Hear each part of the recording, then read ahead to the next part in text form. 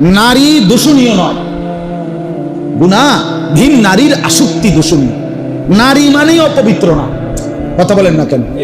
নারী মানেই খারাপ না, নারী মানেই মন্দ কিছু না। নারী আল্লাহ তাআলার সৃষ্টি।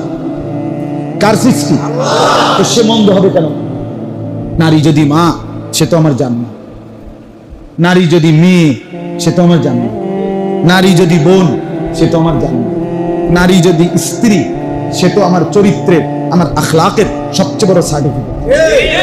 রাসূলুল্লাহ সাল্লাল্লাহু আলাইহি সাল্লাম বলেন, খায়রুকুম খায়রুকুম লিনিসাইকুম ওয়া আনা খায়রুম লিনিসাই।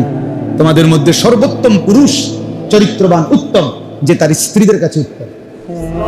আমি মুহাম্মদ আমার স্ত্রীদের কাছে উত্তম। জিজ্ঞাসা করে দেখো, সাহাবীরা খুঁজে খুঁজে সবচেয়ে কম বয়সী স্ত্রী যিনি, স্বামী হলো 53 বছর বয়সের আর স্ত্রী হলো 9 বছর বয়সের, বয়সের বিশাল ব্যবধান। কাজে এবিডিরে ঠিক মতো হক আদায় করে মন খুশি রাখতে পারছে কিনা, এটা একটু কঠিন ব্যাপার, একটু কঠিন না? এজন্য আম্মা জান আয়েশা রাদিয়াল্লাহু তাআলা আনহাকে জিজ্ঞেস করছে, মানে ওনারে জিজ্ঞাসা চিন্তা করছে, এই সবগুলো বিবির মধ্যে সবচেয়ে কম বয়সী বিবি হলো কে? আয়েশা।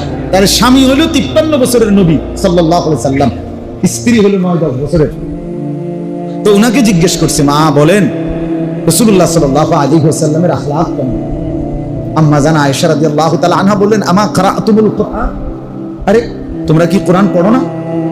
সাহাবীরা বললেন, হ্যাঁ পড়ি তো, কোরআন তো আমরা নিয়মিতই পড়ি। তো আম্মা জান আয়েশা বলেন, কানা খুলুকুহুল কুরআন, তার চরিত্রই তো কোরআন, তার চরিত্রই তো কোরআন। সার্টিফিকেট দিছে, কড়া সার্টিফিকেট, ঠিক কিনা বলে? একদম কড়া সার্টিফিকেট। তাহলে স্ত্রী নারী যদি হয় সে তো পবিত্র, কিন্তু নারী যদি হয় রাস্তার নারী, নারী যদি হয় মোবাইলের নর্তকী, নারী যদি হয় সিনেমার নর্তকী, নারী যদি হয় হারাম প্রেমিকা, হ্যাঁ, তো সে জাহান্নামের টুকরা, সে জাহান্নামের টুকরা।